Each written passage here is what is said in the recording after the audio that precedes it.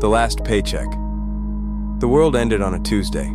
The world didn't end in fire, nor did it shatter beneath an asteroid's impact. No, it unraveled quietly at first, on an unremarkable Tuesday in Chicago.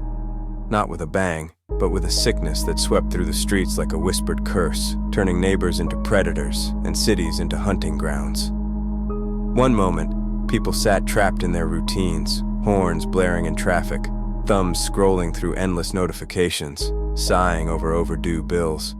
The next, their screams split the air. Eli Carter's morning had started the same way it always did, with a heavy sigh and the sight of his cracked ceiling, another reminder of the life he was barely holding together. A 12-hour shift at the corner gas station loomed ahead, as inevitable as his overdue rent and the sad contents of his fridge, a half-empty bottle of ketchup and a loaf of stale bread. Life sucked, but at least it was still life. By noon, everything changed. It began with sirens, first distant, then multiplying, a never-ending wail of police and ambulances tearing through the streets. Then came the alerts, emergency broadcasts crackling over the radio, frantic texts from co-workers lighting up his phone. Stay inside. Lock your doors. Don't go outside. But Eli was already out there, his worn-out sneakers hitting the pavement as he trudged toward another shift at the gas station, unaware that the world he knew was already crumbling around him. He saw the first one near the bus stop, a woman staggering, her clothes torn, streaked with blood. A man rushed forward to help, concern etched across his face. She lunged without warning, her teeth sinking deep into his neck. The air filled with his raw, gurgling screams. Eli froze. No one rushed to his aid. No one even tried. Instead, more figures shambled from alleyways and storefronts, eyes vacant, mouths smeared crimson, their movements jerky and unnatural. His mind clawed for answers, drugs, a riot, something that made sense. But as he threw himself inside a convenience store, slamming the door shut behind him, reality pressed its cold fingers around his throat. The radio crackled to life, confirming his worst fear. A virus. No cure. No mercy.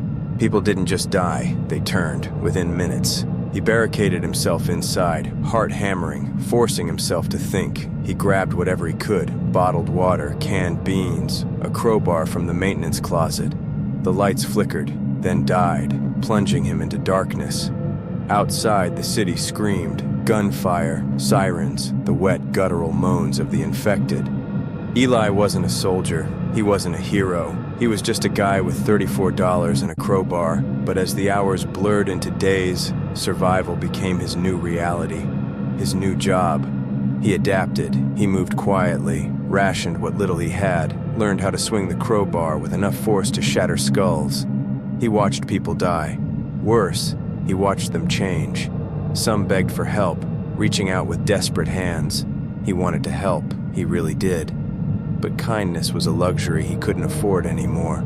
Days bled into weeks. The city reeked of death and smoke. He drifted from looted stores to abandoned apartments, scavenging, hiding. He found a backpack and stuffed it with whatever food he could carry. Sleep came in short bursts, always with his back to the wall, fingers curled around cold steel.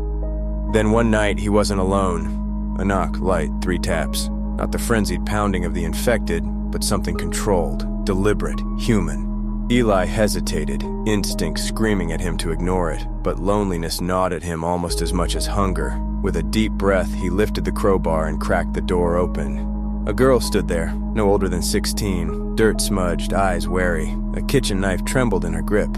"Please," she whispered, "I just need somewhere to sleep." Trust was dangerous, but so was being alone. Eli exhaled, stepping aside. The world had ended on a Tuesday, but maybe, just maybe, there was still something left worth saving.